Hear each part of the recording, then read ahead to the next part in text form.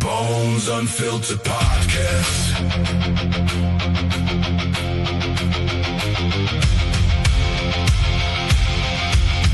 Bones Unfiltered Podcast.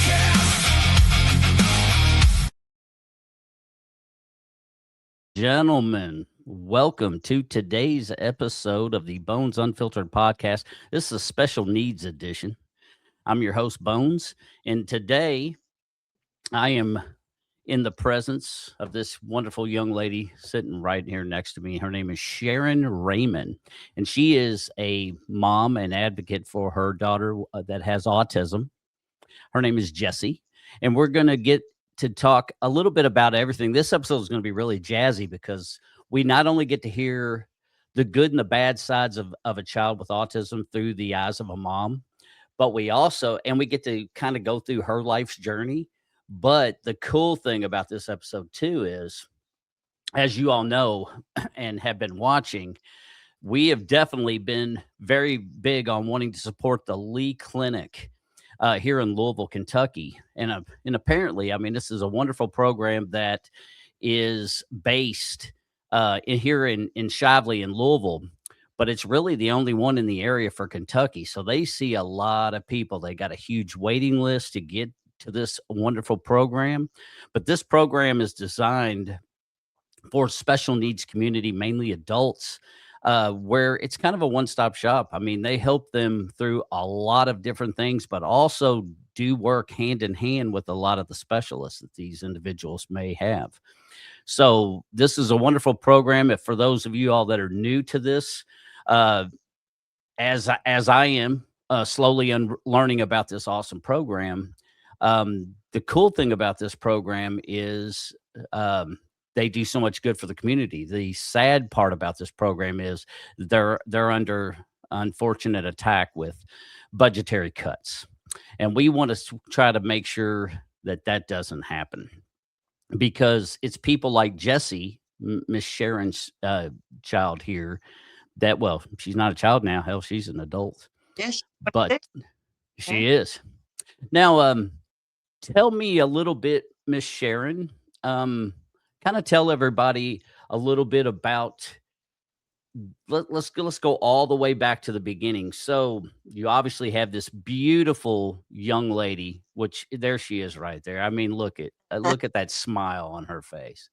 yes. That is such an adorable picture. So much joy and happiness on that face right there. Yes. But I want you to kind of tell me, like, once you had your, Jessie, how long did it take you to find out she was autistic? And what were the triggers that kind of made you start seeing things before you actually found out, that kind of said, hey, something's not right here? Well, she was probably around 6 to 8 months old, and she wasn't reaching her milestones.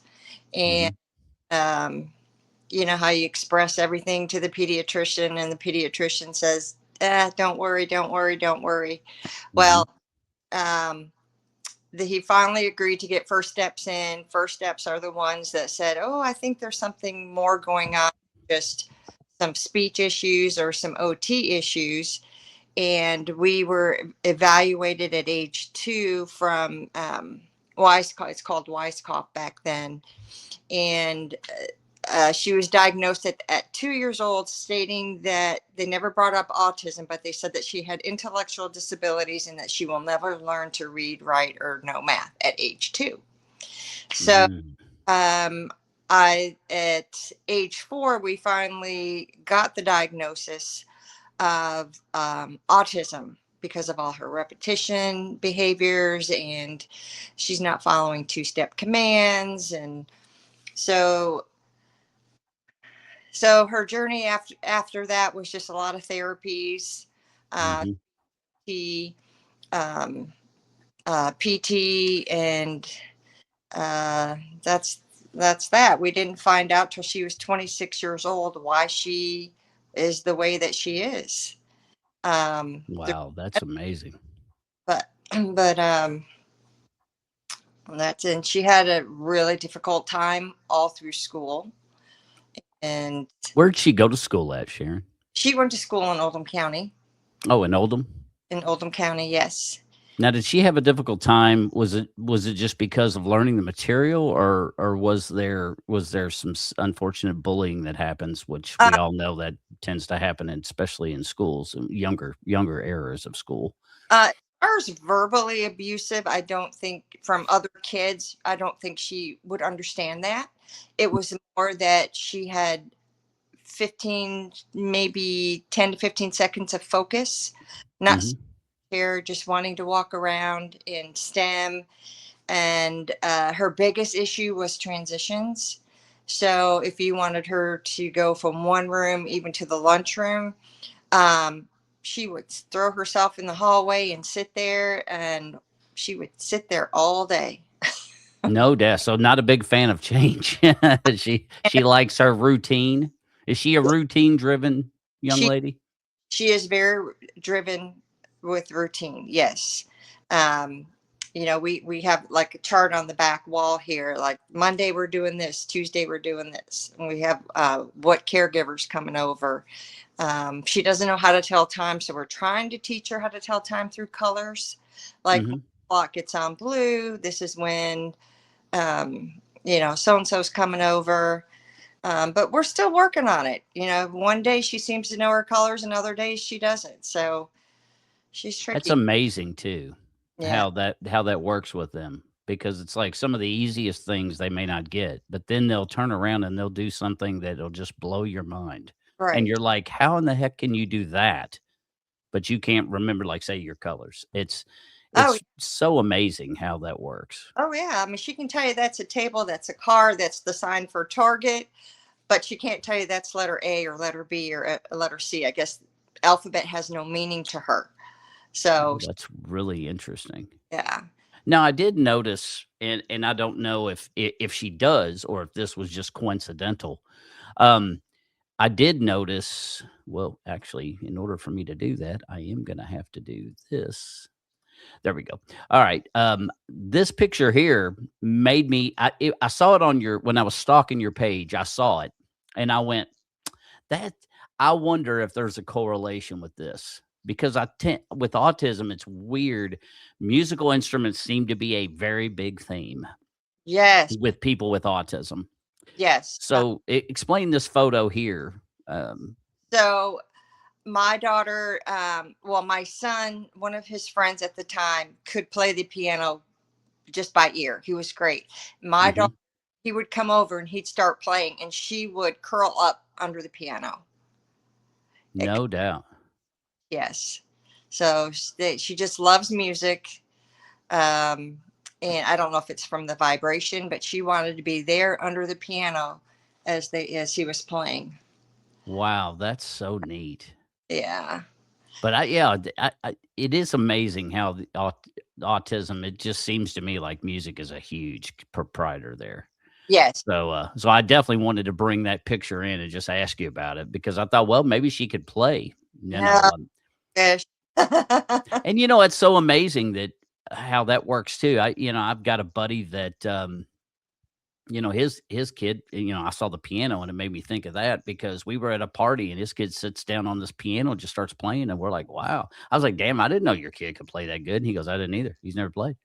And Yeah. I'm like, how can that's just what just blows your mind, because it's like something like that Yes. people strive for years to be able to accomplish. Some people, and some people can just, like a light switch, just get it. They And do. it's just unbelievable. Some people, people with autism have a special gift. And her special gift, I think, is that this girl does not forget a name. She can name people as far back when she was 4 years old, and No doubt. has been obsessed with when she was four. We were at church and she met this baby, and her name is Katie. And to this day, she still looks for Katie, and she doesn't understand that Katie is now, 18 years old. And she remembers Oh, war.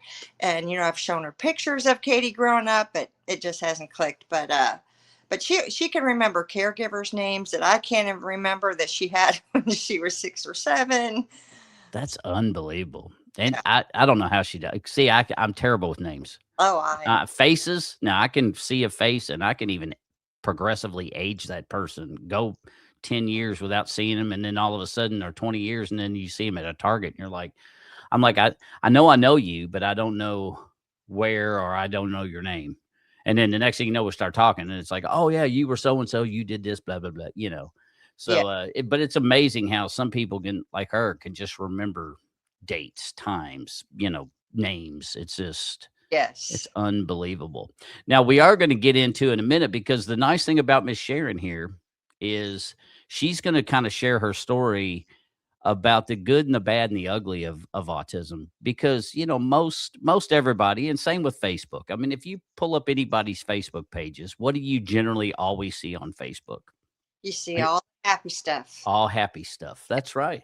You hardly ever see all the good. the bad side of that coin, and there's good and bad to both. And when I mean bad, I don't mean bad like like she's evil. I mean like she has a bad day. Um, they're human just like us, but sometimes their frustrations build to the point where they boil over because they don't know how to properly release that stress. Right. And Miss Sharon's going to kind of talk about this, and she sent me some photos that we're going to get into here in a minute.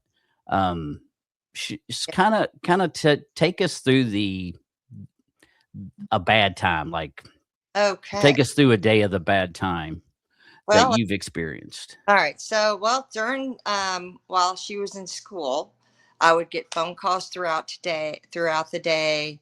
Um, I've even had the police come to my door saying, need to go pick up your daughter. And this was like in not middle school. It was more high school, just because she could not handle the noise situation or the clutter of all the kids or stuff Mhm. wall, and she would hit peers. She would do property destruction, and nobody seems to know what her triggers were. That's the hard thing is, and still to this day, we don't know what her triggers are. I mean, she No was doubt. worked with, you know, behavioral analysis, and she's still in with behaviorals. So she has come a long way. But 1 minute she could be happy as can be, and the next minute she's throwing things off the table, or throwing a planter across the room without reason. Wow. Multiple times she's happy, she's eating, and the next thing you know, her food goes flying across the room, and we're like, Jess, why did you just throw that? She can't answer why questions. So we're working on that, is to, Jessie is verbal. She can express her wants and needs, but to really have a conversation with her, you can't really have a conversation. Like if you say, how was your day? You can't give her open-end questions. But, Right. I do this alone. Her father, left her in her, she has two older brothers, Mhm. and he left her when she was about 7 or 8 and said he never wanted to see her anymore, No. on contact with the boys. And that was really hard on the boys, saying, you want to see us but not our sister. But anyway, so there was a time where she was so out of control that we had those the MFN, or the fighting thing, the pads that you hold. We've had to Oh, hold, yeah, yeah. we Mhm. had those pads like kickboxer uses. So you hold those pads just as protection, because she would come at you and try to hit you or push you, and nobody knows why.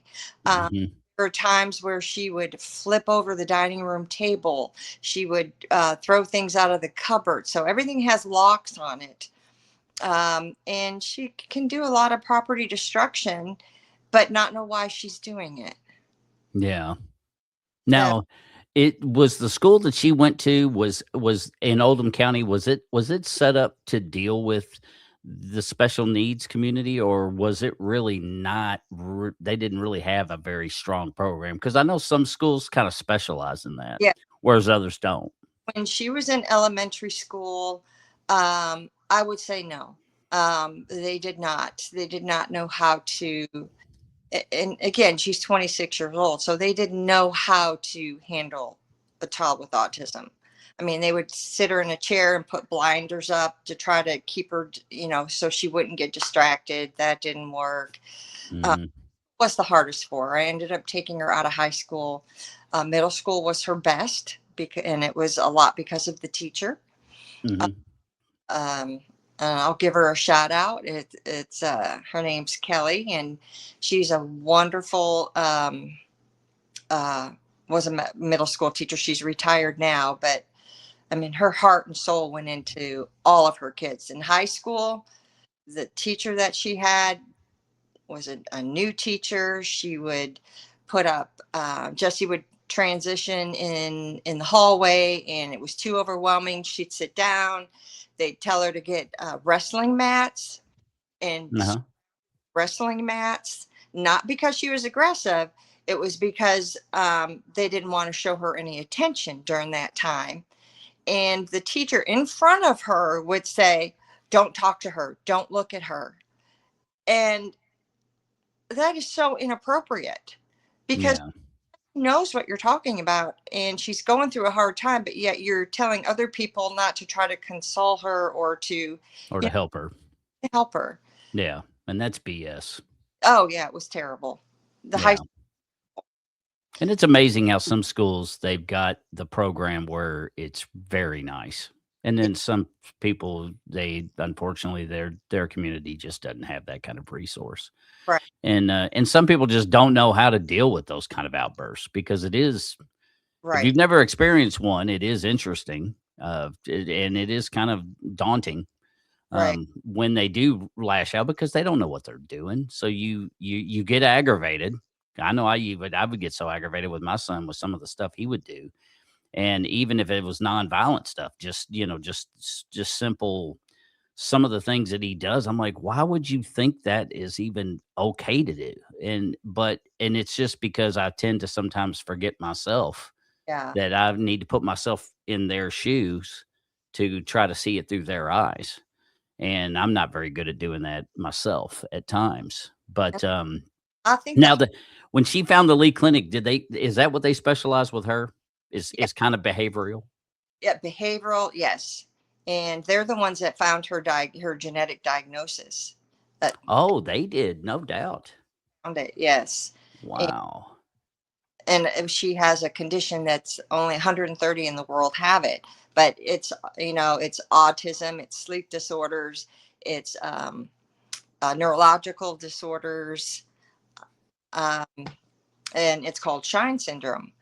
And so she Hmm. had been on 17 or 18 different medications uh, to try to find something that would help regulate her, but they've all made her worse, and they finally found something that's working for her.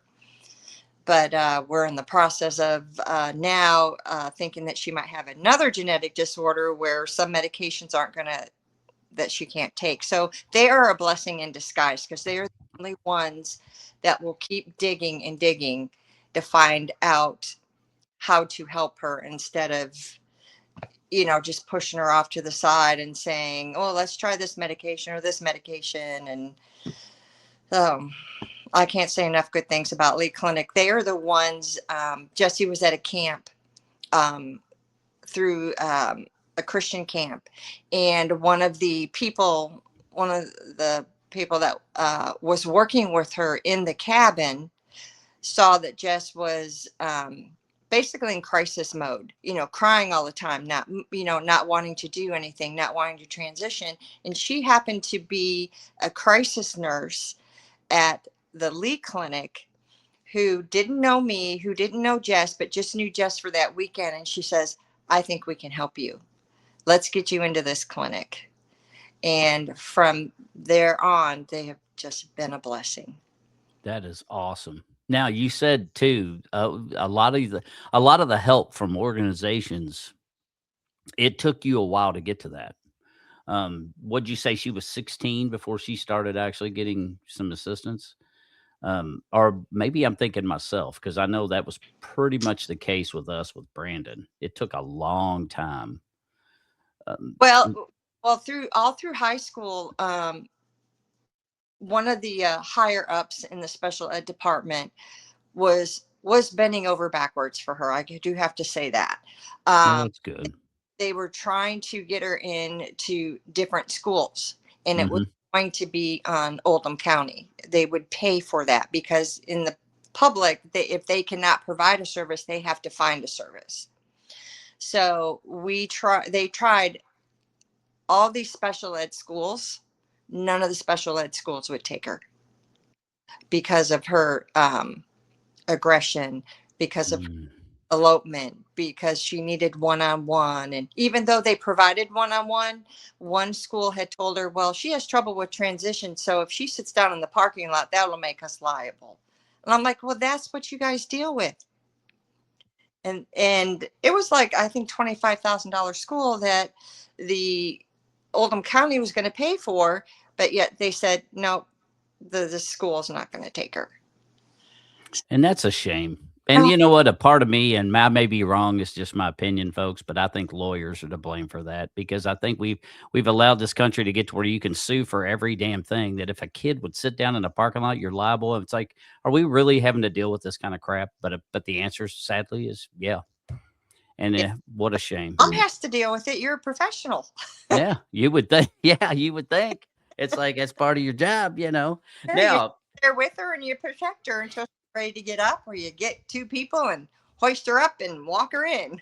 that's right. Now you're saying that I did not know that she has insomnic episodes. Oh yeah. So you just mentioned that. Now, tell everybody how that affects you because obviously, if you've got a child at her level of autism that is insomnic, Uh-huh. well, that can also be a recipe for disaster because she could get up at 3 in the morning and do God knows what.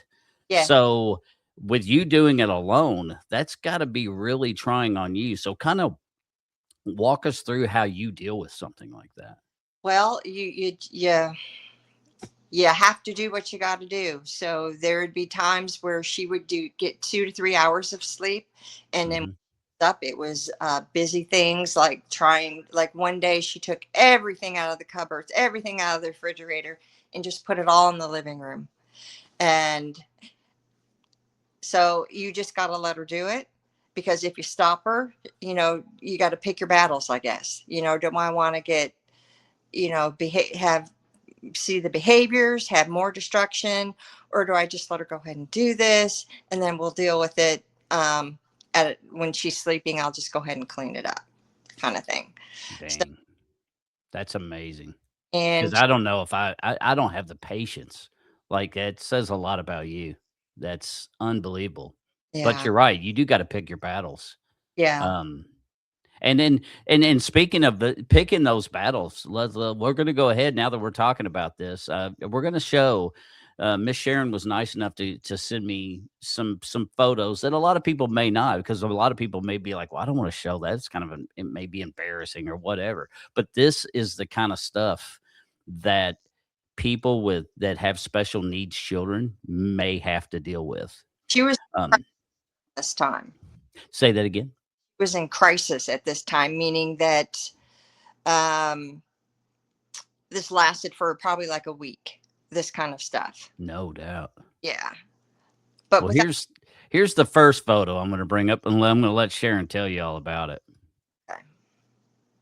Well, now, what room of the house? I'm assuming this is probably your dining room. Yes, it's the dining room, and that is a wooden table that seats 6 people, and it had the leaf in it. So it was, and it's amazing how strong these kids are. She was in high school when she did that, and we don't know what caused it. This is when a caregiver was with her. I had to come home from work. Thank God my employer was so understanding, because I just have to pick up and leave. Mhm. And we called the behaviorist out. And then when she calms down, we just have to clean it up. Now I see the table up at the top. Now what's the rectangular? It almost looks like a cabinet of some Yeah, sort. the cabinet. And so I've had to take the cabinet, shove it up against the wall. She just flipped it over, and if you don't allow her to do this, then she's going to come after you. Oh, so the violence turns towards the human instead of the object.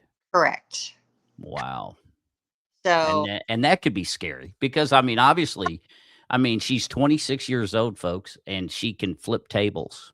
yeah, And so she's strong. So just yeah, imagine what she could do yeah. And this is when she to someone else.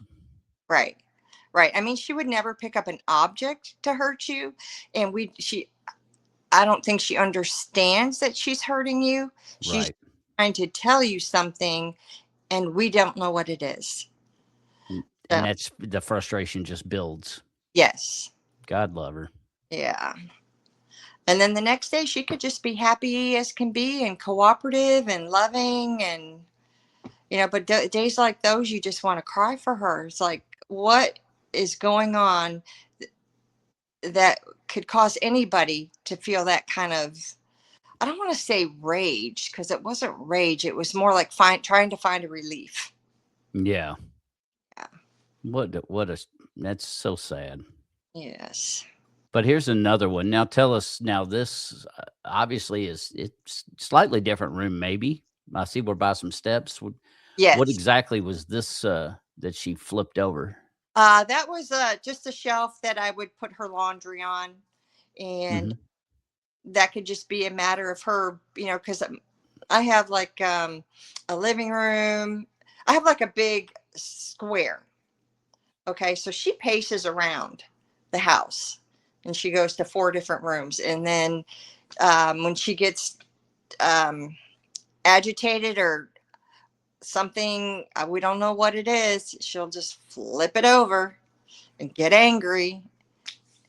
And we don't know why. That's our biggest thing. And that's what the Lee Clinic has done for us. Now, she hasn't had an episode like this probably in about 4 years, I'd say. And that's Is it due to the Lee Clinic. due to the Wow. absolutely. Yes. Now there you go, ladies and gentlemen. If that's right there, that story that Miss Sharon just said, if that doesn't tell you how amazing and beneficial the Lee Clinic is just from that story alone, I don't know what the hell would. Yeah.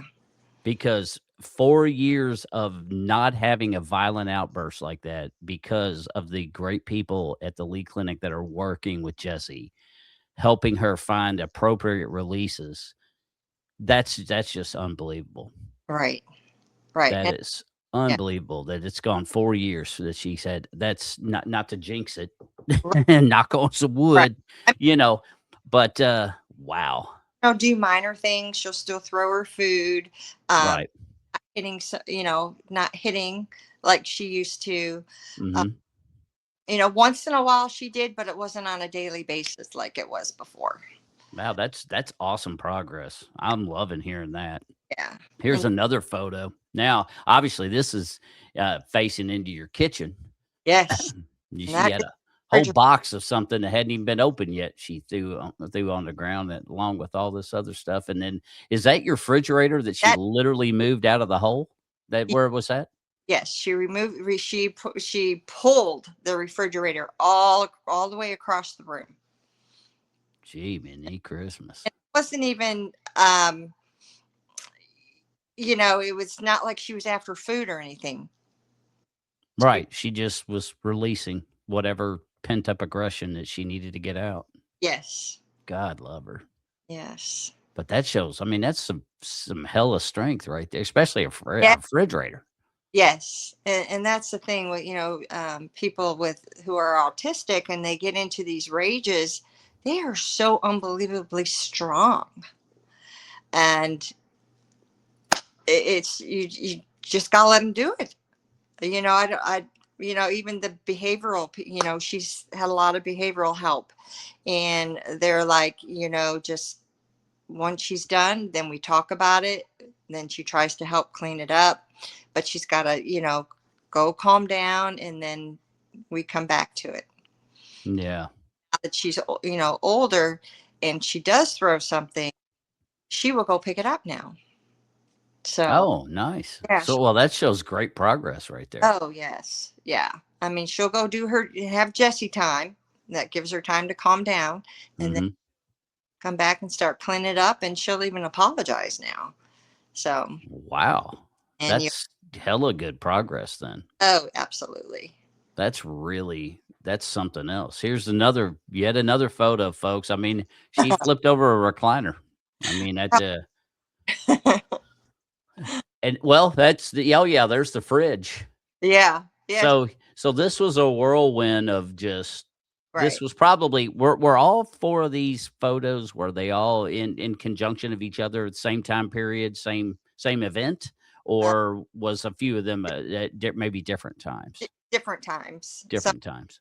And if you notice, like the fireplace, and I can't have anything on any shelves or anything. See how there's nothing on the There's no knickknacks. No, nothing. It's a very minimalistic house. But I guess I could see why you do that, Yeah. because if not, that's just more crap that you got to pick up, or they That's could potentially get destroyed or anything else. correct. You Yeah. got a beautiful house, though. Oh, thanks. Yeah. Man, I tell you what, thanks for sharing those photos. Absolutely. I know that's probably, some people couldn't have done that. Yeah.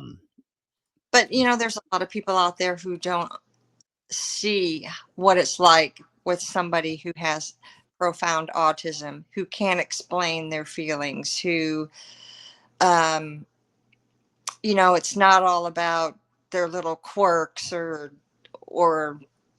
things like that. It's a day-to-day struggle, Now, And is she the only child you have that has autism? yes. So the boys, everything turned out okay with them, and Yes. There's no autism in either side of the family. so she was the first in your family that you're aware of. Yes. Yes. Wow. Yeah. So And she's now 26. Now, did she? What did she? Did they have? Well, you said you pulled her from school, so I guess this question is going to be pointless. But did you work her all the way up with schooling through the age of 21? No. I know, like my son, he went to DuPont Manual, Yeah. and he got to quote walk the aisle, but Yeah. he didn't really get to graduate. Like he got it, but it wasn't like legit, I guess. And then he ended up transitioning, going to Aaron's trade school until he was 21 years of age. And then, of course, they helped him with job placements. Yeah. Oh, that's nice. Yeah, I took her out at, I think it was mid-school. She was maybe 17 and a half. So Mhm. didn't know nothing, but we were just going through the motions, and it was more upsetting to her. I mean, I could try to drive. They tried sending a bus. She wouldn't get on the bus. There were days she wouldn't get on the bus. Mhm. Then I would have to drive her to school. And then when we got to school, I couldn't get her out of the car. And it took 3 people to get her out of the car one time, because I'm like, I got to get to work. I got her. And you know how awful that is to feel, to say, here, drag my child out of the car so I can go to work. Yeah. But sadly, I mean, being a single mom, you had to. Yeah. Like you had to make tough decisions you may not have wanted to do, but you're like, well, it's got to happen. Right. Oh man. Now, what did you do in job wise, or are you still doing the same thing? What do you do job wise? Ultrasound tech. So. Oh, really? Now, do you do it at hospitals, or do you do it at doctor's offices? Doctor's office. Do so you?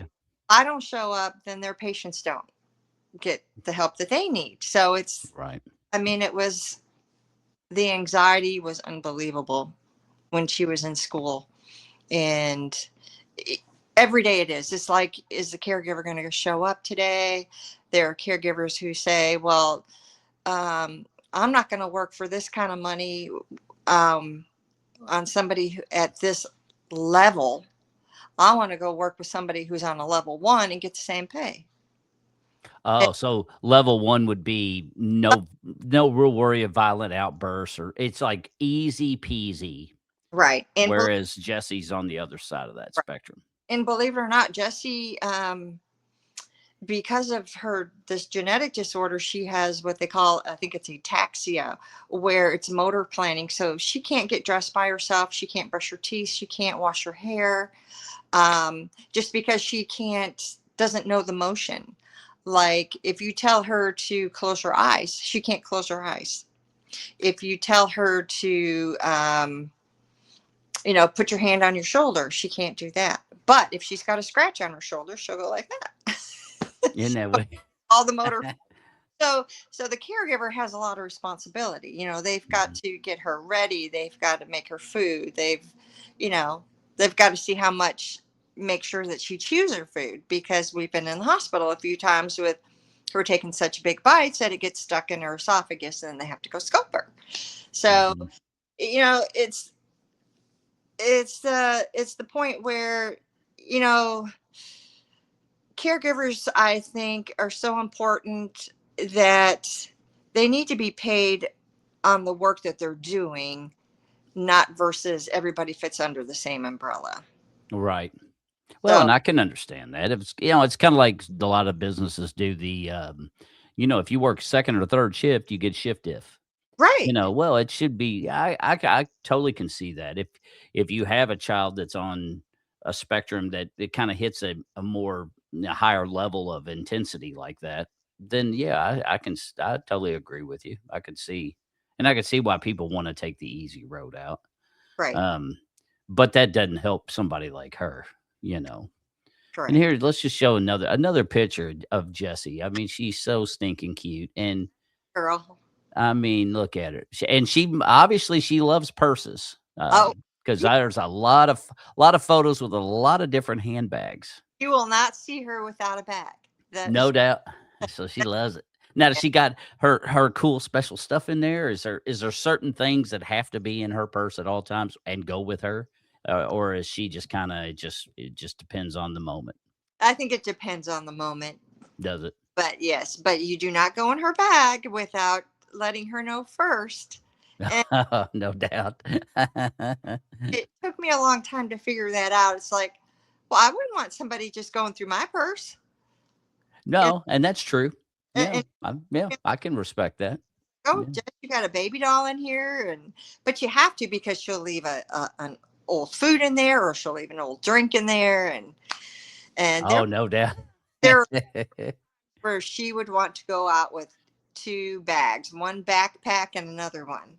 And we've got her down to, you're allowed to take 1 bag a day. But I tell you, that's one thing she collects. We probably have about 30 or more different bags, and she's allowed to pick one each day. That's so awesome. Yeah. Miss Valerie says she's very beautiful, and she is very, very pretty young lady for sure. Yeah, thank you. And yeah, she is. She's definitely strong, Valerie. You're right about that. Now, did you happen to go? Were you able to go? I couldn't. I had, by the time I found out about all this, I'd already had stuff scheduled. Were you able to go on Friday back to the courthouse, or not courthouse, the annex building in Frankfurt, where they were doing the hearings on the Lee Specialty Clinic, Medicaid cuts, and all that stuff? Were you able to go?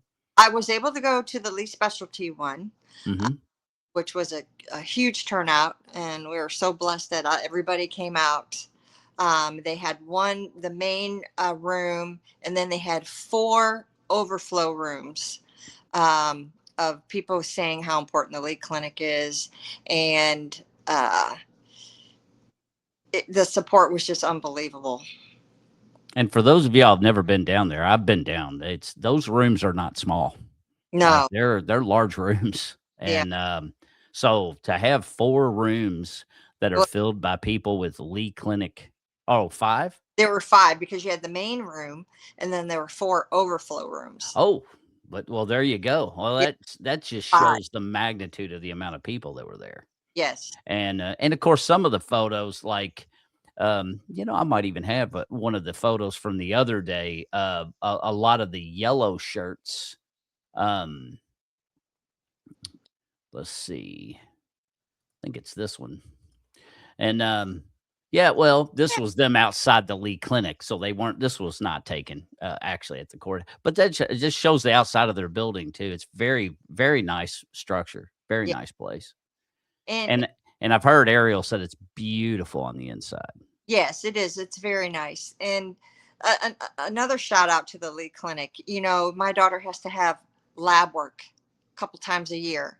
Mm-hmm. And we went from having to, this was with my permission, having to put her in an adult papoose to take her blood. And believe it or not, that papoose was very calming for her because it kind of gave her a big hug.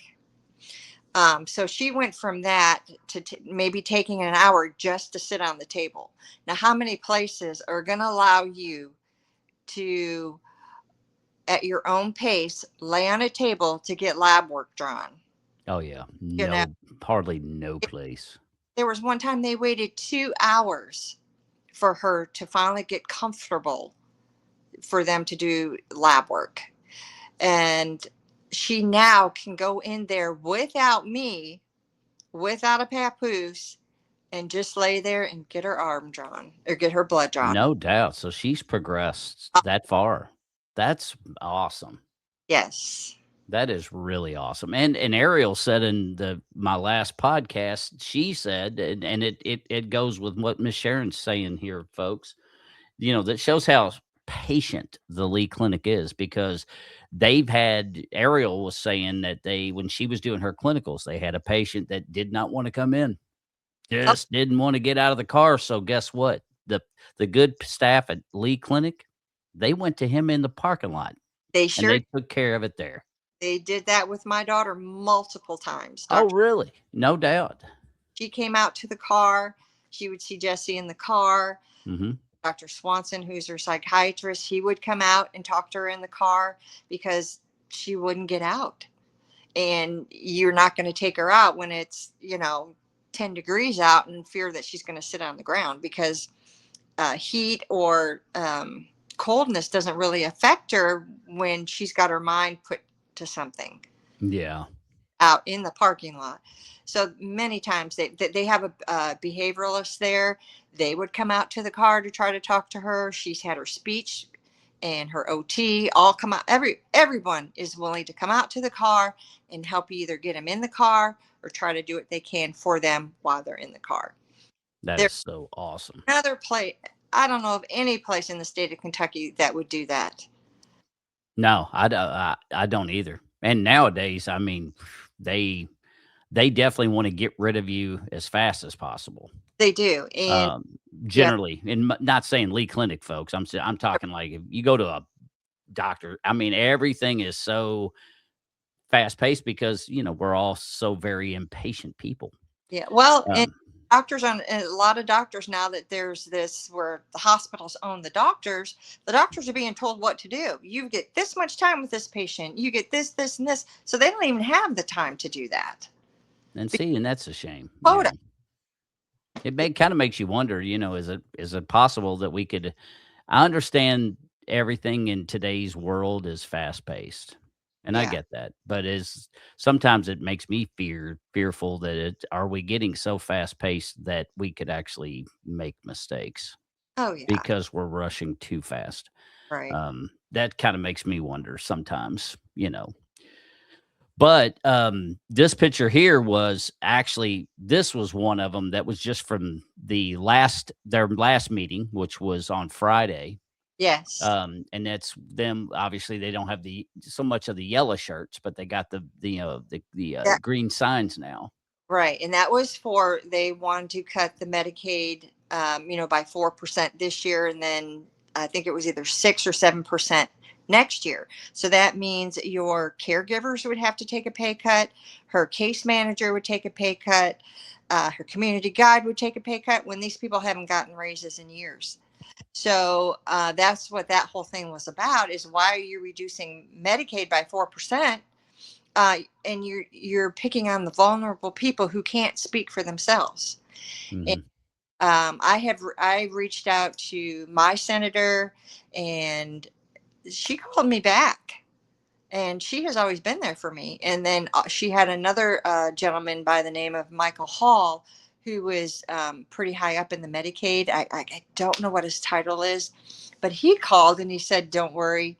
That day, he called me after the meeting. He goes, "There's not going to be a pay cut," but nobody else knows that. And that's what he had told me, but I haven't been able to see it anywhere that they are not going to do the pay cut. I hope they don't. Yeah. Because really sucks about, especially the Lee Clinic, is they deal with the adults.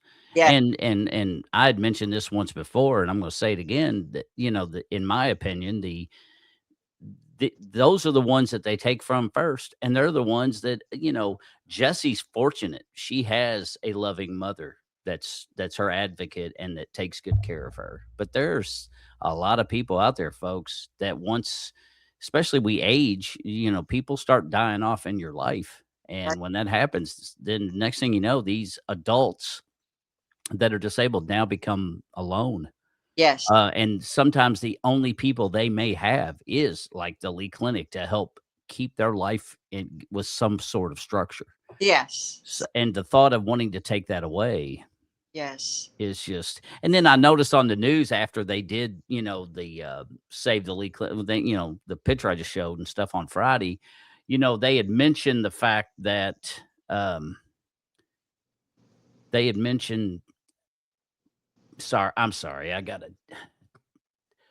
This damn phone lady keeps calling me, trying to tell me about some PlayStation crap. And I swear I thought I blocked her 1,000 times, but it always keeps bringing her name up with different numbers. So it's always somebody trying to scam some crap. But anyway, sorry about that, folks. I was trying to shut that up and it just didn't work.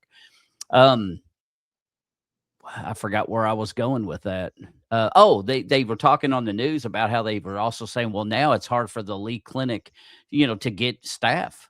And I'm sitting there thinking, well, you think you just threatened to axe the program, Right. and it was saved for the next fiscal year. But it's like, I'm not a very smart man, but Mm. if you've threatened to axe a program and it's saved, but it's only saved for sure for the next fiscal year, then Right. why the hell do you think it would be easy to find people that would want to possibly start working at a Lee Clinic, knowing that maybe they only have 365 days before they got to start sending resumes out again, potentially to go find a job somewhere else? Why would anybody want to put themselves through that?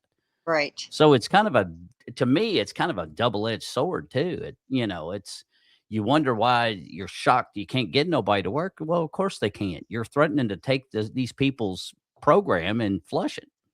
Yes. So I hope and pray that that does not happen. Brandon, he's not a part of this program as of yet, but there's nothing to say that he couldn't eventually get on the list and become one, because my son now is 27. Yeah. 27. So he's roughly about the same age as Jessie.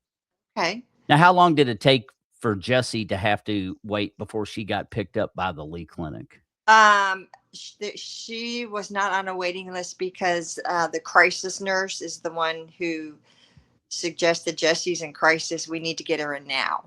Oh, that's awesome. So there's exceptions to the rules where Yeah. they can actually push. They Yeah. can kind of finagle people in. The ones that they see need, the biggest flags of need, get to be chosen first. Well, and honestly, I didn't know anything about the Lee Clinic at the time, so I don't know if there was a waiting list back then. Mm-hmm. So I really don't know if there was a waiting list. I know there's a waiting list now for the dental is like 4 years just to get into dental. But it's never, the sooner you get on that waiting list, the better outcome is going to be. And we may look into that with Brandon, because he doesn't have, well, unless we get him dental insurance, he's got Medicaid. Well, it's hard finding even people with Medicaid, people that want to pay for, dental wise, they just most don't want to participate in it. Right. So, and I don't know why that is. Do you know why that is? Why they don't take Medicaid? Yeah, why so many of them want to avoid it? Is it just because the cost is just set at such a low I, rate and it's fixed to where it's like they're like, why even bother?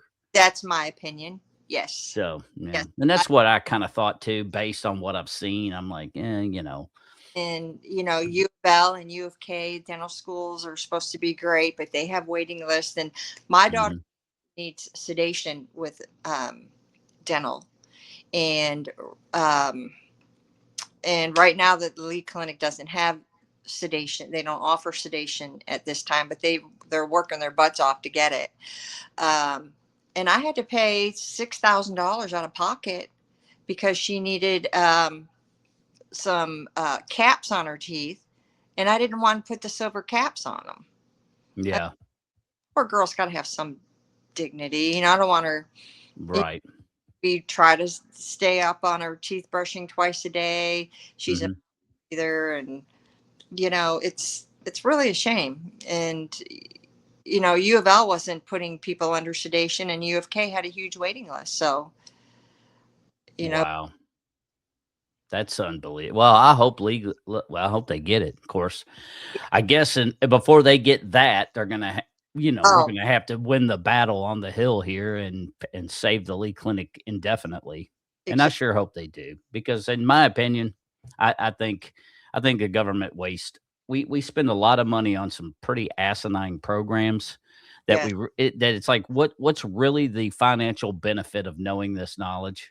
yes, And some of these programs that I've seen, if they're true, I mean, I don't know anymore. You got to take a grain of salt of everything you hear or see because it, everything can be misconstrued so easily anymore. right, And you get so much different types of information. It's hard to determine which one's real and which one's not. correct. Um, But but I, all of us went through mhm, was it was uncalled for. They had the money, yeah, but they wanted to. We had to go through all this anxiety. What are we going to do?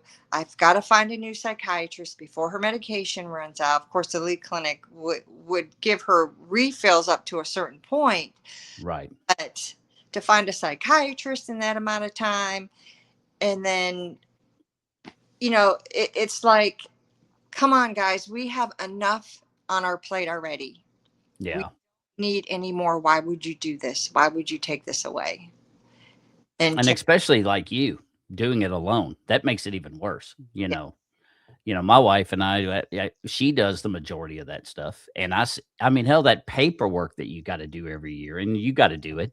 yeah, Um, that is, it's actually harder. I think, my opinion, it's harder to have a handicap adult than it is to have a handicapped child yeah, because there's so much more red taped BS that you have to jump through yes, once your child turns 18. That's a whole new headache that's added every year to your plate. right. And if you don't get guardianship at 18 and you take your child to the doctor, they won't tell you anything because Yeah, you get sued. Even though your child's probably in a wheelchair and not verbal, they still won't. The yeah, most important thing is to get that guardianship because, you know, then you don't get anything, yeah.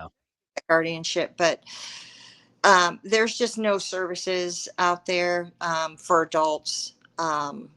A lot of day programs are not up to par. Mhm. Because she doesn't go to a day program. She goes once a week. I mean, she goes one day a week, and she goes to an autism. It's not Dreams with Wings. It's called BCA, and it's for socialization and life skills. Oh, I haven't heard of that one. I've Yes, heard of the other one, but not BC. You say BCA?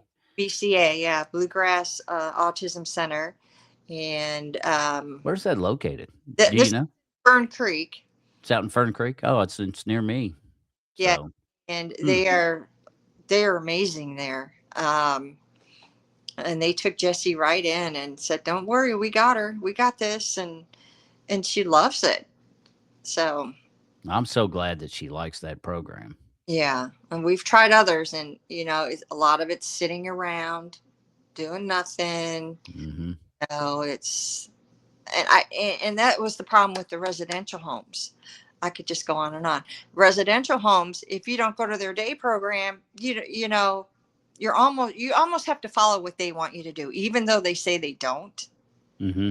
You do, unless you go over there every day, pick them up, and tell them where, you know, and drive them around. So I just Wow. see and my daughter going to a day program 5 days a week. I know we work, but to do the same thing over and over and over. Right. Color, you know, maybe go on a field trip once in a while. Take Right. a day, you know. Now with you, well, that's another thing too that people don't realize is, when the government's when we're all in limbo and they're threatening to shut all this stuff down, well, that affects people, especially somebody like Miss Sharon here, because Miss Sharon, yeah, again, for those of y'all that may start late, she's single mom raising, an autistic. I shouldn't say used to be a child. Now she's a woman, and she's got an autistic woman that she now raises. And for you, when they're threatening to do all these cuts, I mean, that also means that she's got to take unnecessary vacation time to get stuff reaccomplished. Like she said, specialist. That would, if she had to go through and revamp all of that, that is a lot of time. Yes, And she's also a mom that still has to work to provide.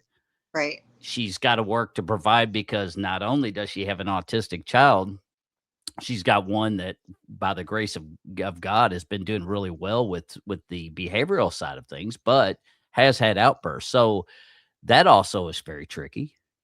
Yeah, Um, because like she said before, trying to get people that are willing to participate in Jessie's life for that, just in case she does have an outburst, they don't really want to put themselves in that situation. Well, that makes finding someone to replace even harder. correct. Like I can only imagine what you have to go through. And Yeah, even my wife, that paperwork she fills out, if she dies, I don't know what the hell would happen because I have no clue about that crap. yeah. None. I It's am so blind when it comes to that. well, she's got a great case manager that helps me and a community guide that helps me, but we didn't get, geez, a community guide for about 2 years. 2 years ago, that I even knew that was a thing, and they help you with applications and Now, is that the community guy you're talking about? Is he part of the CLS program as well? yes, that's Yeah. yeah. And I just started that. Okay, Um, I started that with Brandon partly because of what you just said. You even said yourself that Jessie hasn't had one in a while. right, Well, she probably hadn't had one in a while because they probably don't have enough of them out there to send to everybody. correct. And I think that's why eventually it was opened up to me to be able to do stuff for Brandon because Brandon hadn't had a CLS worker in, ooh, I don't know, probably over 4 years, four or Oh, 5 years, I guess, uh, maybe even longer. So there was a lot of benefits that he was supposed to be getting that he never was because they just didn't have anybody to fill that void. Well, right. now they allow CLS workers to be family. So, like, the wife's the boss, and I'm the one that does the CLS stuff, and then she approves things. Yes, Um, but it's nice. It's nice to be able to get him, to be able to do that kind of stuff. correct. But see, but like Miss Sharon, she can't. You really couldn't do the CLS stuff and be the guardian and work a job to support your family. I mean, it's Right, unless she could clone herself, which I'm sure right. if you could, you probably would. Yeah.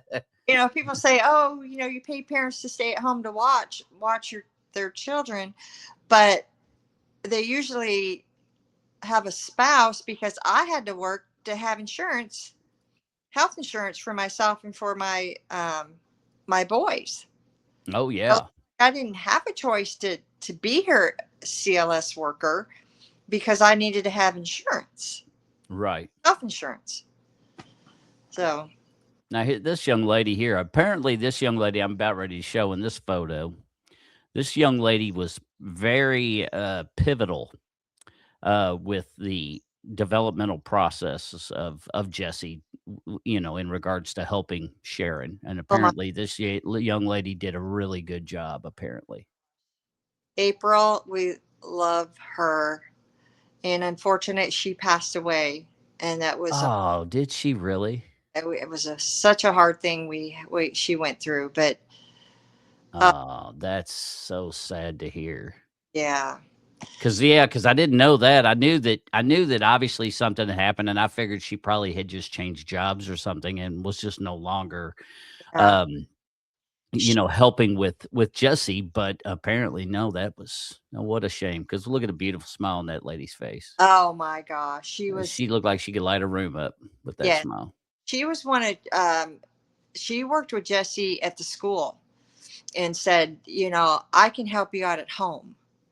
And she wasn't afraid to just get right in there and help out. I tell you, That's so sad. When did she pass, if you don't mind me asking? um, probably 7, 8 years ago. Oh my gosh. So it's been a long time. Yeah, it's been a while, but I tell you what, Jesse won't forget her. Oh, She's I bet not. And she was, Jessie was lucky enough to have that lady in her life at least for a little while. yes, and Jesse also has her middle school teacher, Kelly Blevins. She still helps out with Jess, even though she's a retired teacher. She still got Jesse stole a piece of her heart, and she will still come and help out with Jess. So there's a lot of good people out there that do make a good impact. A positive impact. That's awesome. Now this little guy here, I think this little guy he's not so little anymore. But this little guy here, Yes. there was a video, which I tried, ladies and gentlemen. I tried to steal the video from Sharon's page to where I could show. She had a reel of Jessie with Bailey as a puppy. So I don't know how old he was at the time, but he was definitely not a puppy like 8 weeks, but he looked older than that, obviously. Oh, no, But it's only about 8 weeks at that time. was he really? Wow, he looked huge. Well, of course, he is a big dog because Yeah, he's is he a he's a golden doodle. golden doodle? That's yeah. Yeah. I was drawing a blank. Yes. Well, anyway, I tried to get this video for you all folks because this reel and if you know Sharon and you haven't seen it, go look at her page. You'll find reels. You'll see a video with Jessie with the puppy, but it's very sweet. But it also shows a side of autism that where they have to be watched because with autistic kids, sometimes they don't realize that they can get so excited. So they may want to hug too tight.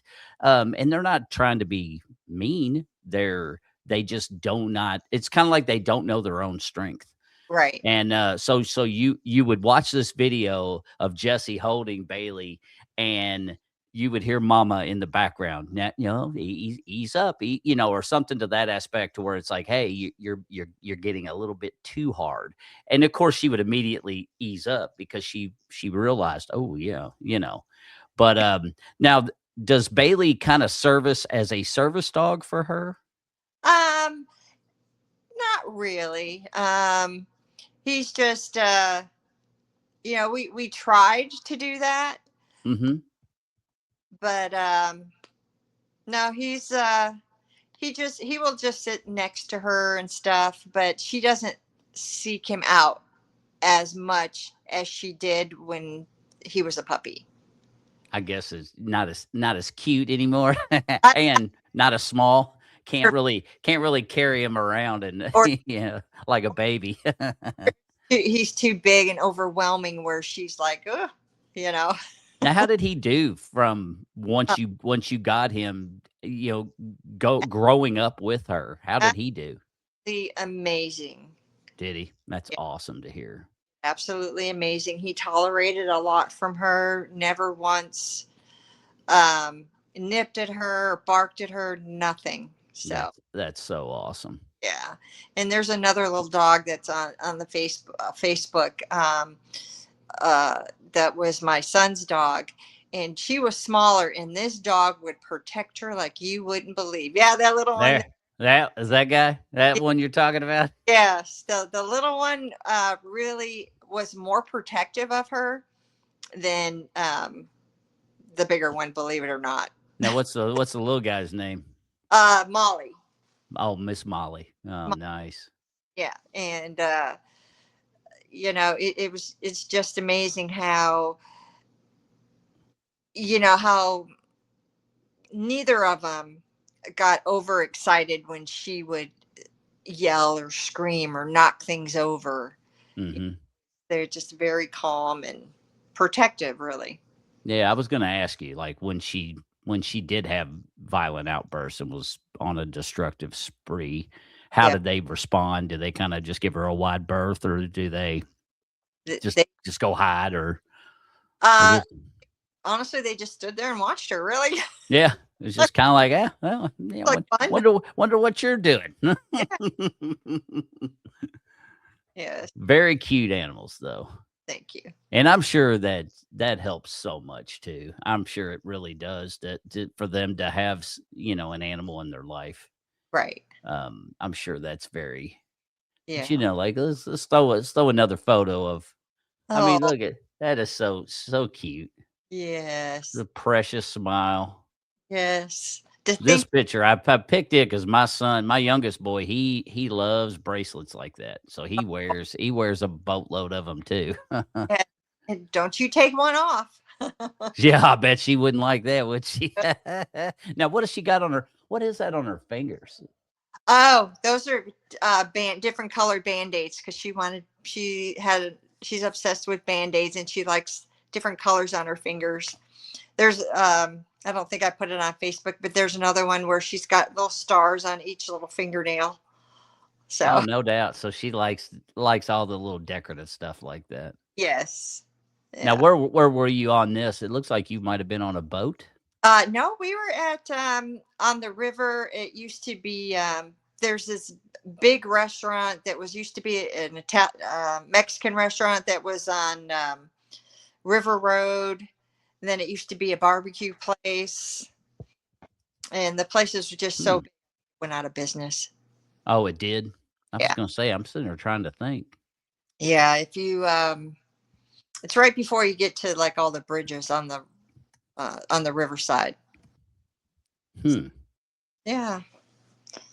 But That's yeah, when we do take her out to, or when I take her out to dinner, we have to go to open places because there can be um, dishes tossed.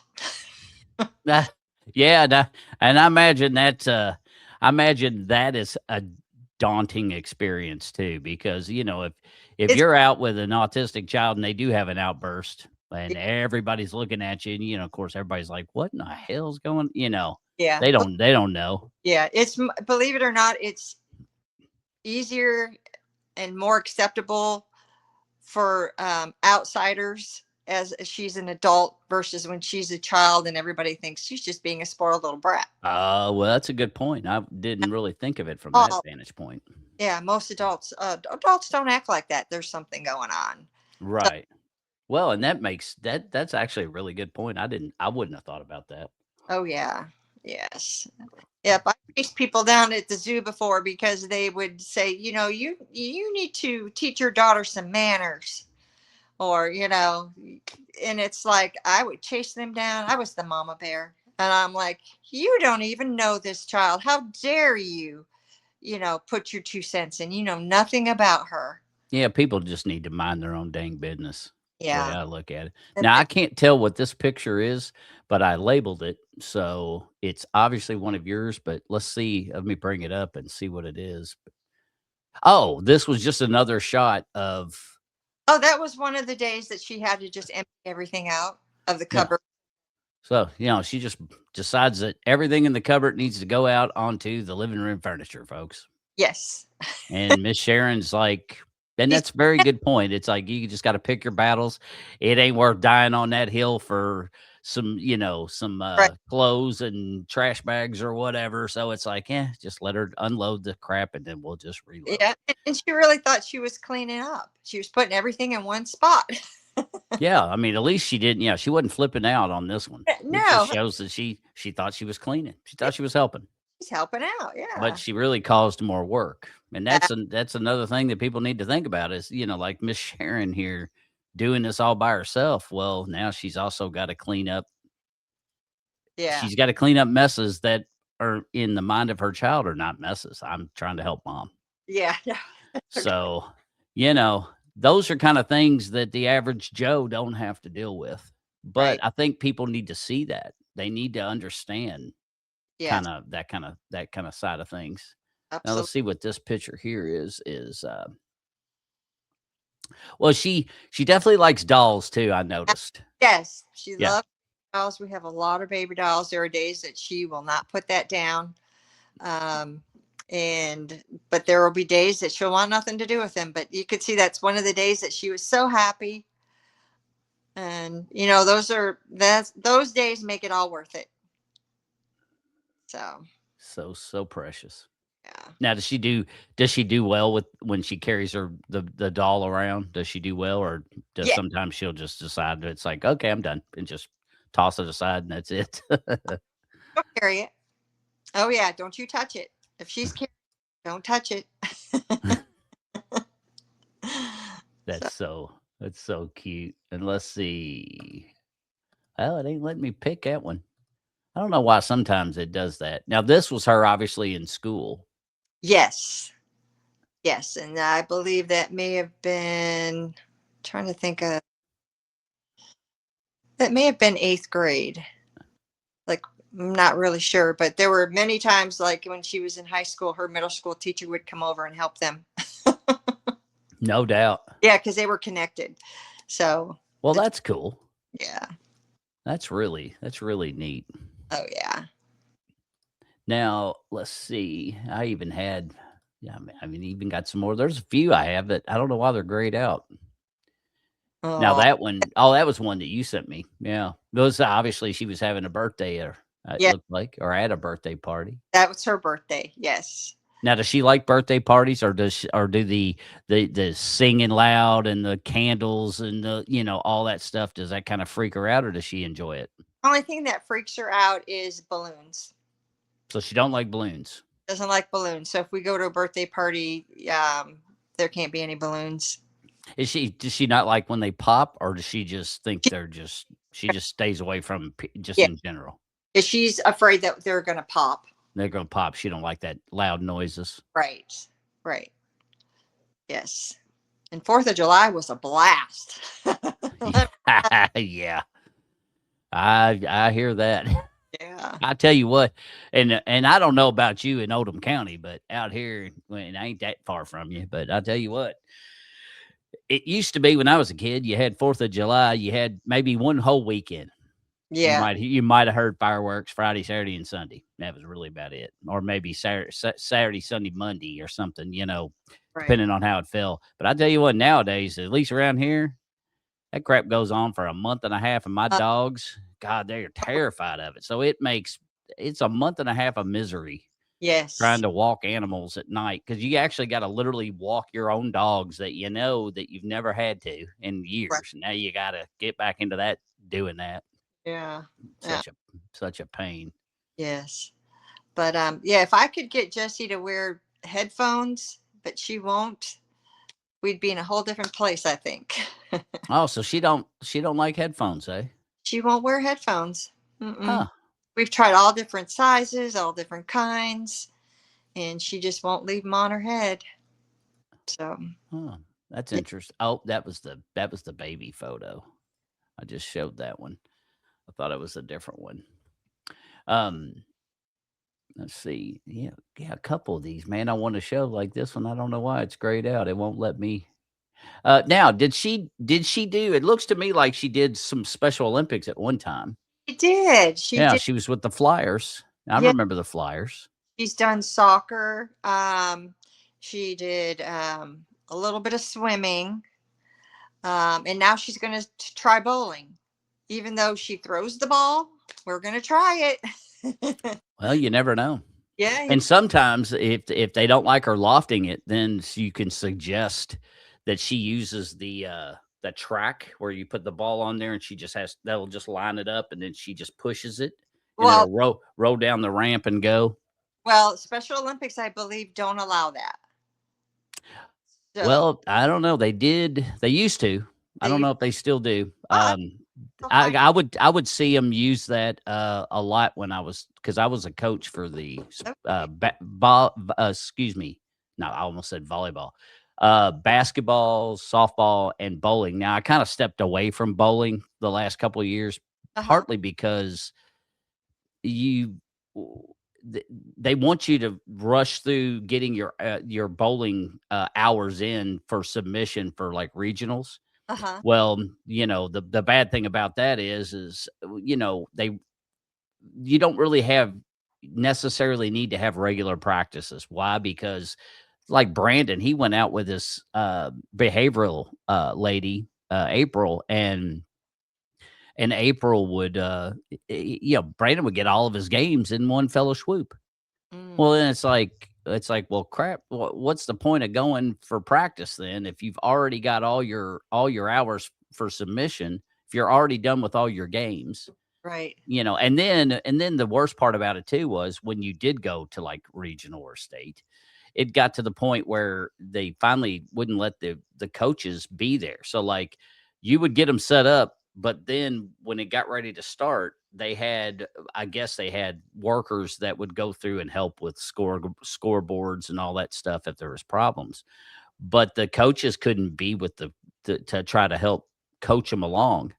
I mean, hell, it even got to the point where I would have to stand behind people so I could barely even see. And I said, well, what's the point of me doing this other than putting stickers on them when we got there to Right. show they were registered and that they were present and accounted for? Yeah. So, but now, where did she do the swimming? Because I have never seen the swimming, but yet apparently it's. I mean, I guess It's they hold it somewhere. I just have no clue where. it's um it's in Louisville. I know if you take Highway 42 all the way down to um almost to where it ends in Louisville, it's gosh, it was a pool called Mary. Oh, Mary T. Maher. Yes. Yeah, Mary T. Maher. That's right. I've Yes. never been in that place, but I know now where I know where you're talking. So that's where they hold that. Yes. And I know, like, I go to Southeast Christian Church. I don't go there as a church member, but I go. That's where I've been, For their yeah. going for the Special Olympic stuff. And they got a nice facility. But now they used to do soccer, but I don't think they do anymore. So it's like soccer. I don't even know where people go for that, or um, and they even do equestrian stuff. Which has she ever done that? Where she did riding on horses? She did do it's called hippotherapy. She did do that for a while. Hmm. And then they closed down. Uh, Did she go to the one off Long Run Road? yes. We did too. Yeah. So they are closed. They closed. Well, this is when she was in elementary school. And then they closed for a little while. And then, and I'm not sure why. I don't know if it was insurance reasons or I don't know. But then when it came time for her to go back, she wanted nothing to do with it. Oh, no doubt. And I took her to it's called Zoo Barb. It's a horse farm out here in Goshen, and it wasn't hippotherapy, but I said, can we at least try to get her on a horse? And they were like, sure, let's try it. And she did it a couple times, and she's like, nope, not for me. That's So, interesting. And for those of you out there that may not know what hippotherapy is, hippotherapy essentially it's therapy on horseback. So like when my son went to the same place Jessie did, you had a spotter on each side of the horse to make sure they didn't fall off. And they also were the ones that were actually doing the therapeutic, different things, but they do it on the horse too, because the walking of that horse helps with, I'm assuming it would help with good core, right. strengthening. So a strong core makes life a lot easier. So they would do different types of stretches, reaches, and the whole time they're on this horse, your kid's abdominal section has to be engaged. Right. So it's getting a good workout. And then of course they got a guy that leads the rein and they walk them inside. I mean, it's not like Oh Or yeah. at least with us, we stayed inside that one barn. Now, I don't know if they ever would go on walks. I'm not sure if they ever did that, but they had a nice program. They I sure did. hope they're still there. They had, I saw one kid, they had him on his hands and knees backwards on this horse. And Oh, I'm, no doubt. wow, that's amazing. That is cool. And it was just a core building is what it was. And the confidence that you could see on their faces. I wonder, why do you think Jessie didn't like it? Do you think it's just the how big horses are? It's just kind of daunting to her, or what do you I, think? I think it was the smell, honestly. With farm, she's very Well, sensitive to smells. So well, and that makes sense because it definitely smells like you're going to the fair. That's for yeah, sure. yes. Yeah. But no, and I think it's the size as well that it's intimidating. Right. So Now, this Lee Clinic, here's a picture of just several people again at the Lee Clinic. In this photo here, you got the guy with the headphones on as a patient, and I believe it's his sister, is the young lady to the left of yes, the screen to his right, and I think mom is to his right, um, or his left. I mean, our right in the center of the picture. right. And I'm assuming the other ones maybe potential staff. Staff supporters, yes, yeah, yeah. Because I had some of my staff came with me as well. Did you? Yes, they were. Yeah. And I don't know if yeah, I'm not sure if you know them or not. These are the peeps that I used to work with right here. No, I don't think so. Now, Rick, the guy in the back, he was kind of my preceptor. So when I started at county EMS years and years and years and years ago, um, once you get cut loose riding third person, you still have a preceptor that makes sure that you're at a level to where you should be able to function on your own, but you still have watchful eyes to make sure that you don't do something stupid. Yeah. And that was Rick. He made sure I didn't do anything stupid. God. And his wife, he's a nurse now. He works at Lee Specialty Clinic. Then his wife's the little shorty one, Uh-huh. Amy. She also works there as well. And then Katie, the blonde with on the left there of the screen. I don't think Katie works there. I meant to ask her, but Katie had actually gotten very, very ill during COVID. Oh, geez. And she was actually, if memory serves correctly, she was comatose. Like I don't know if it was an intentional comatose state or what, but Oh, they my. had her for a while. She was intubated, and she went through like it was a Oh, very scary situation for quite a while for her. But by the grace of God, she was able to persevere, and she got through the other side. And she's now, as you can see, she's not even on oxygen anymore. oh, So. wow. But she was very passionate about the Lee Clinic, and she's the one that actually informed me. I can't believe I didn't know anything about the Lee Clinic. Yes. Um, Yeah. Having a special needs child myself, I cannot believe it. But unfortunately, I didn't. But I'm glad to know about them now. Now here's some ladies here. Uh-oh, did I lose you, Sharon? I may have lost Sharon, or either that or her phone may have rang. Let's see. Let's see. Well, Miss Sharon knows if she did get dropped for some reason, she'll be coming back in. She knows to use the link. Hey, Chris, what's up? Thanks for joining in. That's funny. Maddox is obsessed with Band-Aids too. That's interesting. Wonder what it is with Band-Aids. Miss Sharon. Miss Sharon, if you can hear me, I'm going to remove you, and you just come back in that link that I told you about.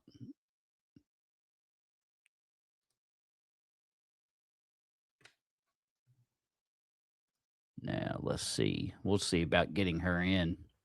Well, until she comes back in, folks, we're going to go ahead and we'll come back to this photo. But we will, I do want to post this. This is a new picture that I came across for the Lee Specialty Clinic. I thought this one was very well done. Uh, but I want to just show everybody because, again, this is a very there she Oh is. my gosh, I'm so There you I have oh, you're okay. that's coming over, so I'm gonna have to cut you short. But um, that picture that you were showing before, those are my work peeps, understanding, wonderful people I work with. Oh, you talk about these peeps? Yes, yeah, those are my coworkers. Oh, Yeah, nice. that are understanding when I come in late or have to leave early, and we kind of got each other's back. Oh, is that you with It, the, in the yellow next to the lady with the, the orange, purple? And yes, yeah, in between. Okay. I I'm couldn't hardly tell, I guess, because you got I think you have a sun visor on, which yes, is part of your attire. yes, I'm supposed to be Big Bird because her favorite show to watch is Big Bird. Oh, no doubt. It's Sesame Street, so but it has to be Big Bird. So that's her go-to. That's her go-to. Yes. Well, and again, I was showing this, the, newest flyer for the Lee Specialty Clinic. Um, Anything before I know that you're saying something's come up, you're gonna have to fixing to be going here in a minute, which we're almost at an hour and 35 minutes or hour and 30 minutes, excuse me. So we're actually doing pretty good on time, and this wouldn't be bad if we have to wrap. Is there anything that you would like to kind of share about the Lee Specialty Clinic that maybe people don't know, to where they can start paying attention to this program and this progressive state that we're going to be doing for the next year to hope and pray that they save this clinic and it gets off the chopping block for either complete removal or downgrades because we don't want to see either. Right. Um, they're the only place like it for adults with special needs, and they have all the services that you need. They have your primary care, they have psychiatry, they have vision, dental. They even brought in an endocrinologist because she needed to see an endocrinologist. So if there's a specialist that you need to see, like she's got to go see a hematologist, they found one, they got us the appointment where you know a family physician wouldn't do that. They wouldn't take the time to do that. And it's hard enough with kids that are on the autism spectrum. They don't like change.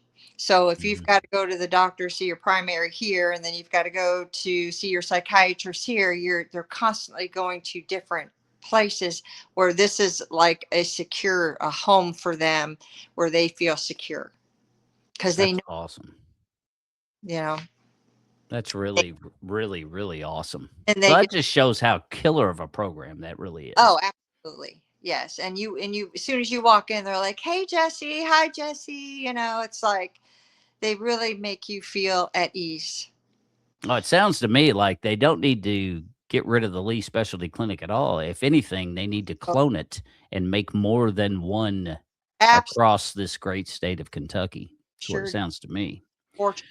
So, my political speech is, to these politicians out there is to, let's think about the actual people that's affected. Let's not Right. think about, ourselves. And I'm not saying that any one politician do, but and I try to keep politics out of stuff. Same with religion, just because it generally doesn't end well. But in my opinion, a lot of times things are not necessarily done for what's best for the people, but Right. sometimes it's what's best for the Right. individual. And I hope that's not never the case, but I And I have a feeling sometimes it is. we really need to stay on top of our legislators and governor so we don't get to this point again next year. Amen. Yeah, Work. because this bailout is not the end all, folks. Like No. they are not out of the woods at all. Right. And for the Lee Clinic, they had to send out all those records to different places that were having waiting lists. And, 1,200 patients they had to send out records to. And then they come back a week later, said, okay, we're going to fund you for another year.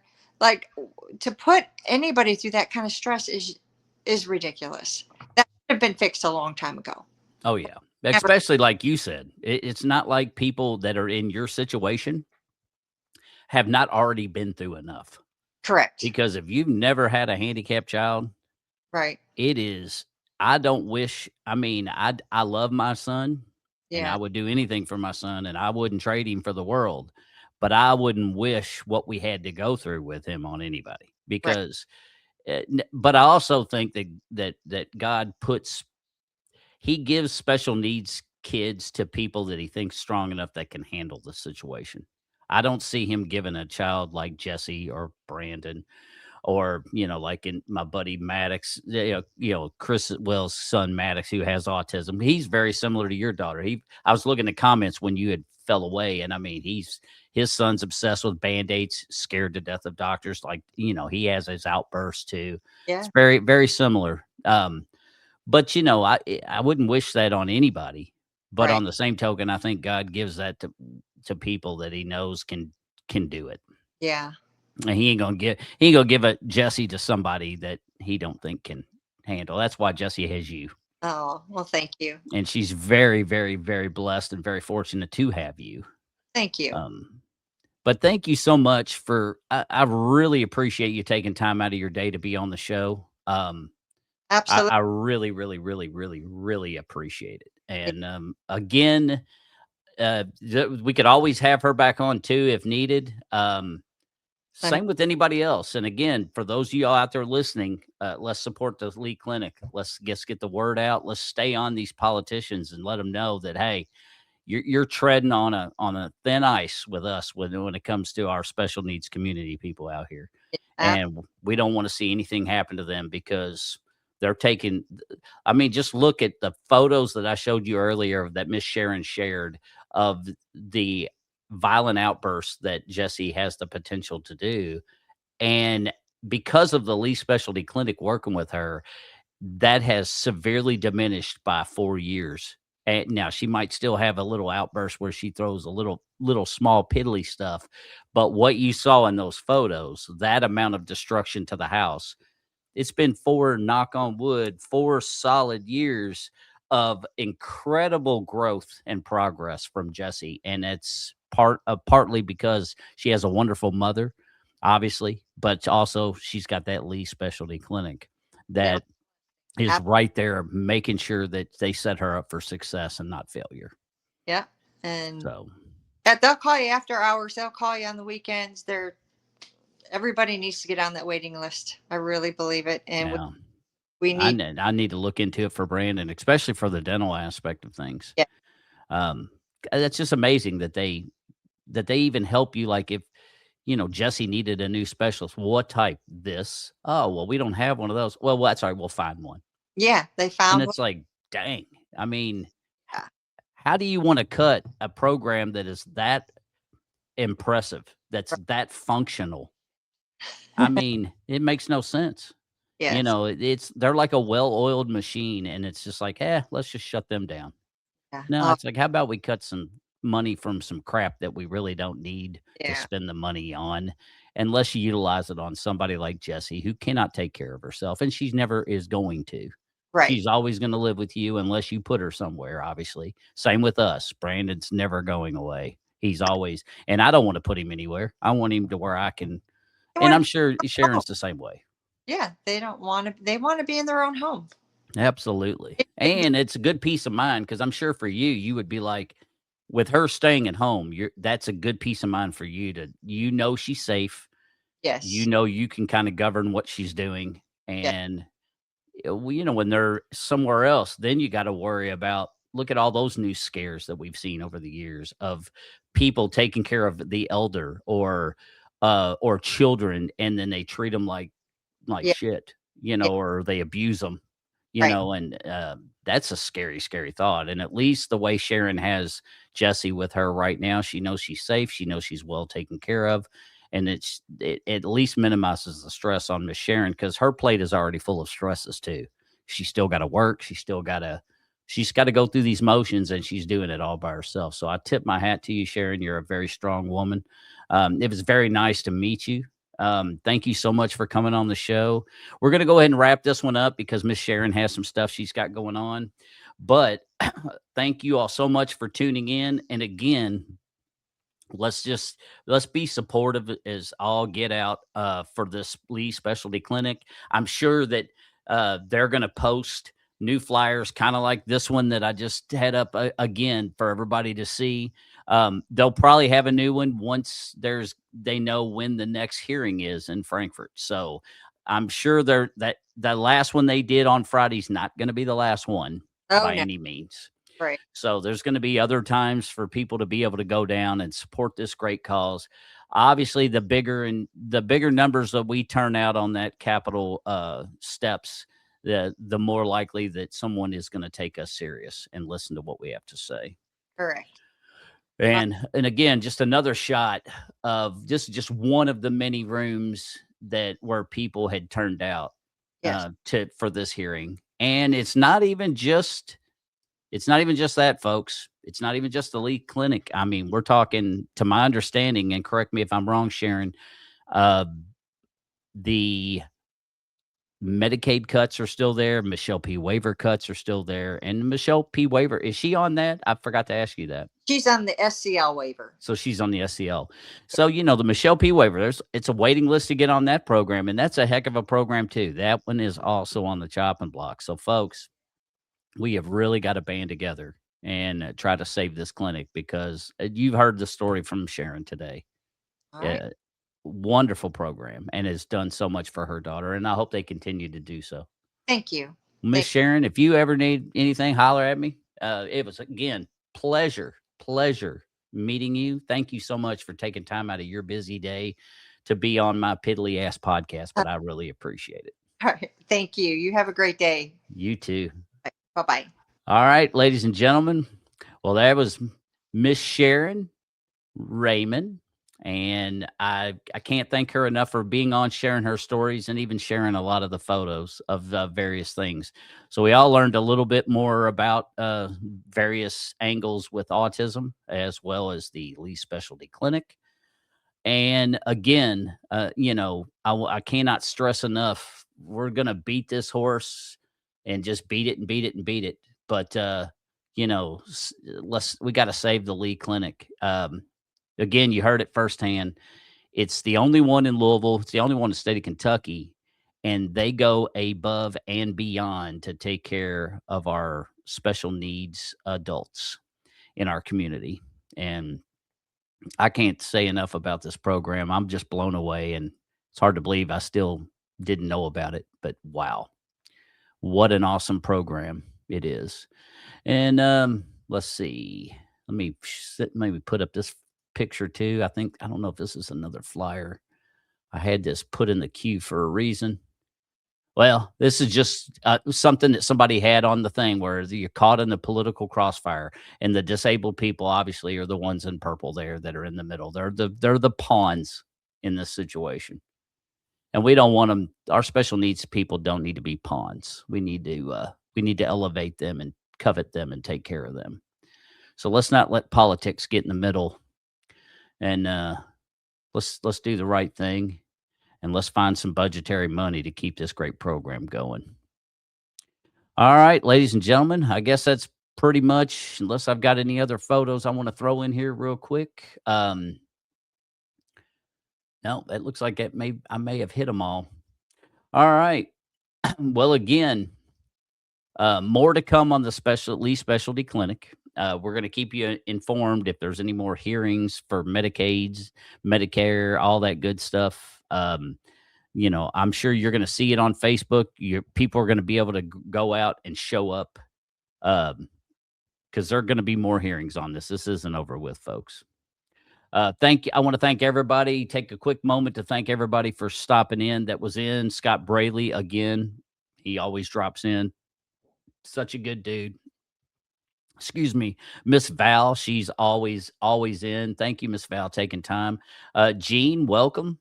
First time I think I've seen your name, but thank you so much for joining, Miss Jean. I really appreciate you.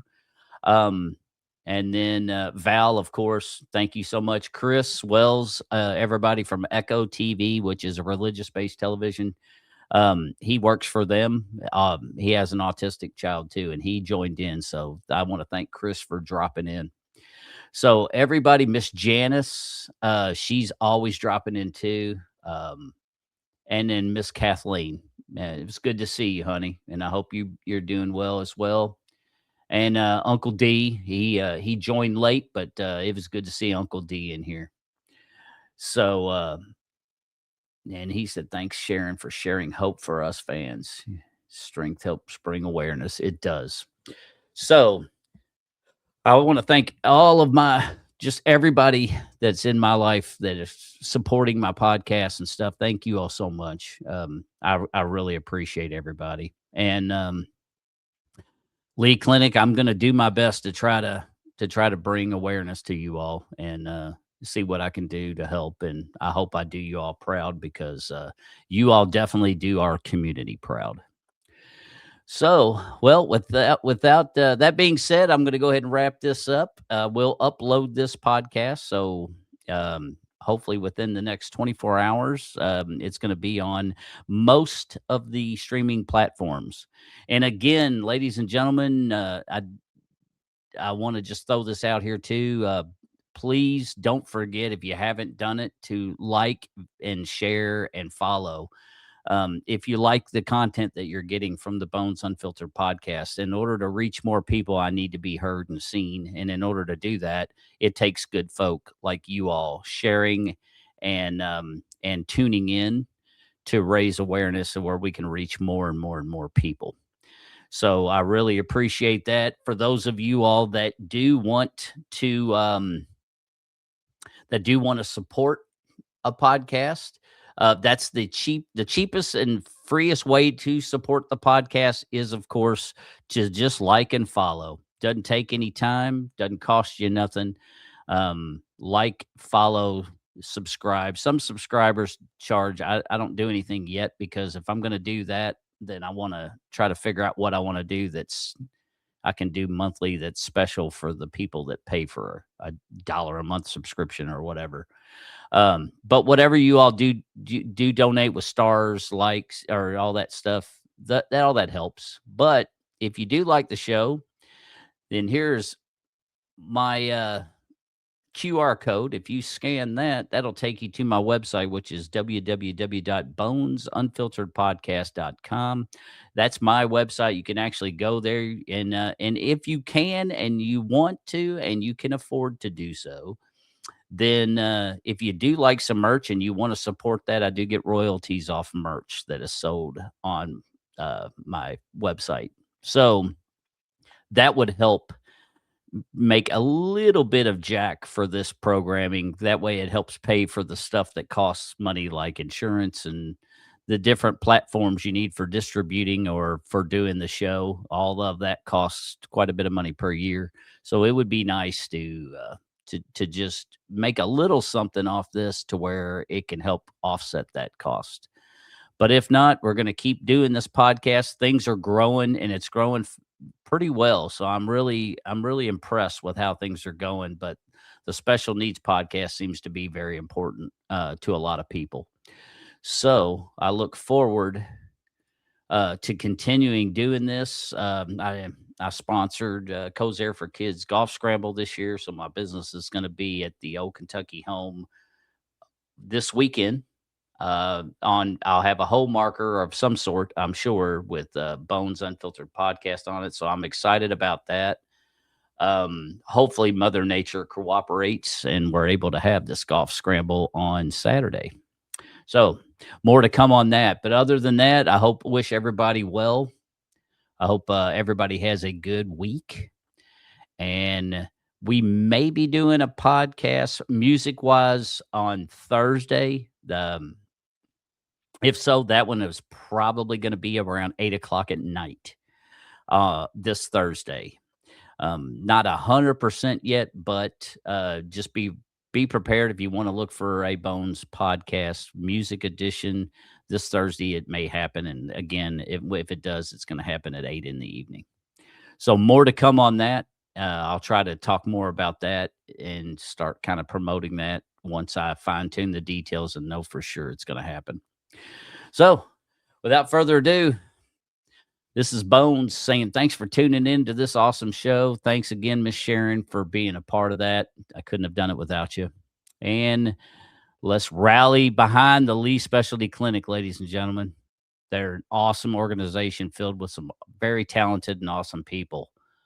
Let's keep their quest moving forward. So until next time, this is Bones saying be good or be good at it. Talk to you on the next one. Peace. Bones Unfiltered Podcast.